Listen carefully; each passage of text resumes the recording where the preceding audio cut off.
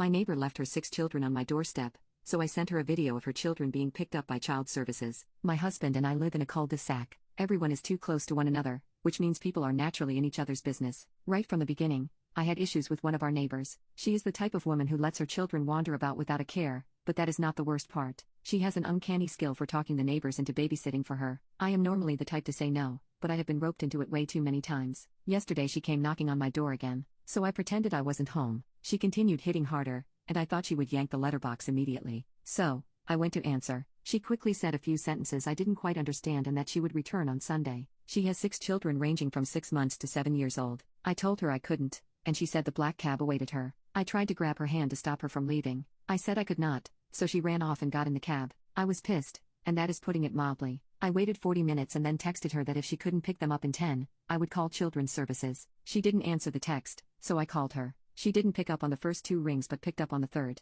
I told her the same thing again, and she tried to tell me it was too late for her to come back as she was out of the city and that if I didn't want to watch them drop them off at Jennifer's, the 68-year-old lady with health issues living on the opposite side of me. I repeated that if she wasn't here in 10, she could pick them up at the local council if they decided she was a fit enough mother. She said a few bad words and told me I would never, so I did as in the moment. It felt like she was baiting me. After phoning child services, I texted her that it was done. She phoned me back and said she was halfway to Blackpool and would murder me if it were true. So, I sent her a video when child services picked them up. The police were there, too, as they said they often tag along for collecting abandoned children in case something criminal has happened, and they asked a lot of questions about the mother. Last night, my husband and I had a huge fight. My husband was in foster care, and he said, "Right cow you are." He said I should have declined at the door instead of waiting 40 minutes before calling CSC when the mother couldn't reasonably pick them up in 10 minutes. He said I had other options, like not opening the door or running after her and throwing the children into the black cab instead of giving silent consent. He also said I did it on purpose as the mother offered Jennifer as an alternative, so why hadn't I done that?